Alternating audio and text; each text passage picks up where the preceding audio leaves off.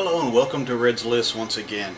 Today we're going to talk about those times where, if you haven't ran into it yet, at some point in time in life you will, where you are forced to use something that's not exactly for what it's meant to be used for.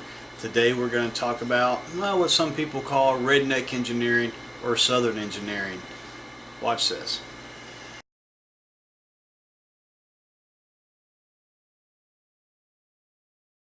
Alright, so the first one on here, so you need an air intake tube for your car. I don't know what the hell happened to the other one. Something went wrong with it, so what better to use than a couple cans of Pringles? That's right, just some duct tape and Pringles cans and you can get that car running just like new. This isn't really so much of a southern engineering thing, but just a couple idiots at work. I guess it could be, you know, you're using your buddy for a sawhorse, but if this guy misses just a little bit with that saw, you're going to have an ass crack from hell, bud. That's not even remotely a good idea. This is one of those things that you literally do not try at home. Alright, so your windshield wipers are gone. Whatever happened to them? They disappeared. No fear here. Just grab a sponge, tie it onto the windshield wiper arm, and you're good to go. It's going to work just like the original ones. Ish, I guess? I don't know. I wouldn't do it. I'd just go buy some new windshield wipers, but you know, maybe they couldn't do that.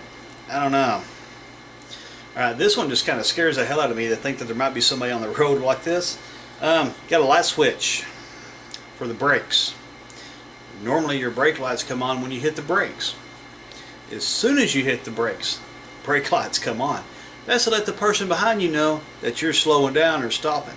Now, I could see this maybe, you know, maybe not be such a bad idea in a slow deceleration type thing, but if you're in a panic stop, are you really going to think to reach down there and flick a light switch? Come on. I mean, odds are the problem that he's having, if the lights are working back there anyways, there is actually a switch underneath the dash by the brake pedal that when you hit the brake pedal, that's what causes it to go on. Those things they go out quite often. I work in the automotive field. I see it quite a bit. It's not that expensive to buy the switch, and most people can do it themselves. Nothing else, look at a YouTube video. I'm sure you could find it. Don't do this. Alright, so if you go to other countries, some countries have different electrical grids or different electrical systems, I guess, and different plugs. So if you don't have a converter to go from what their plugs are to your plugs, or if you're just in an area that for whatever reason just has weird plugs, you can always, you know, just improvise and make your own. Nothing like a pair of fingernail clippers hooked onto your plug and shoved into a wall socket to make the perfect converter. I'm sure it's absolutely safe and there's no chance of getting electrocuted when you go to plug it in or unplug it. Do not take my word on that, and do not try this one at home either. Alright, so you have the old Firebird or whatever car that has, you know, the lights that lift up on it. You know, you turn the lights on, they lift up. Looks really cool, or at least it used to in like the 80s and 90s, I guess. But sometimes those motors go out or the gears strip out and you still got to have headlights. What better to use than a couple of like $8 flashlights just taped onto your hood?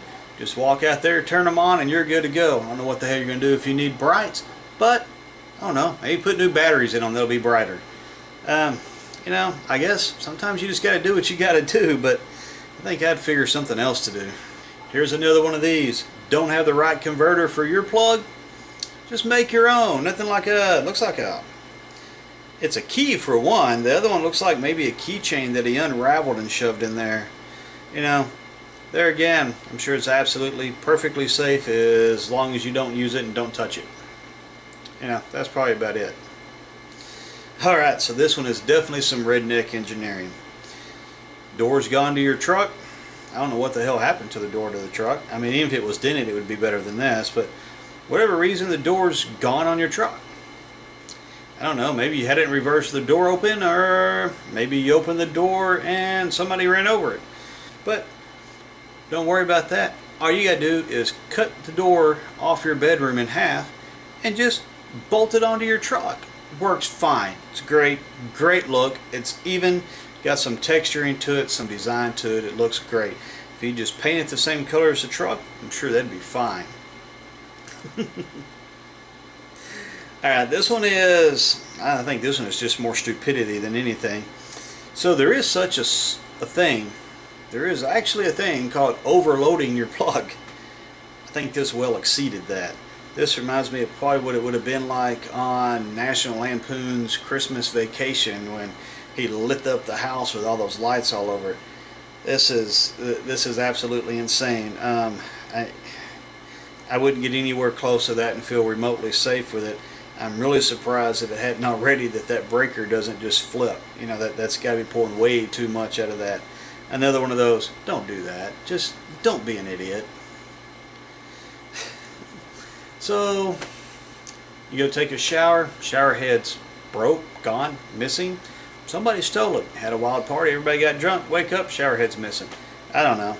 But just take one of those good old Natural Light beer cans, some duct tape, some string, tie it on there, poke some holes in it, voila, you got yourself a shower head.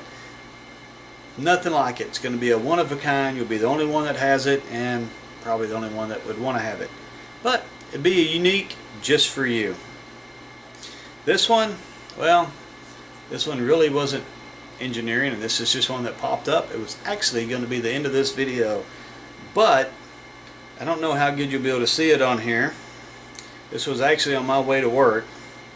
I'm going to see if I'll be able to zoom it in on here. I'm not sure. This is more of a driving fail, but kind of a bonus picture. Look at it that way. When you're driving down the road and you're trying to pass somebody, the best way to do it is not to try to straddle the concrete barrier. I promise you, your vehicle is not going to love you for that. And this guy, well, as you can see, the car is surrounded by cops, and he's not going anywhere.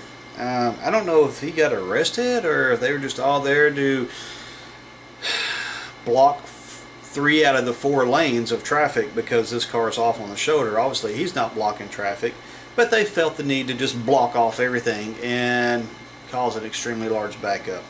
So, don't be an idiot. Don't try Southern engineering. That's just plain out stupid. Some of it's actually ingenious. Some of it's just purely stupidity. And don't drive like this idiot. Thank you for watching Red's List. We'll see you next time. Have a good day.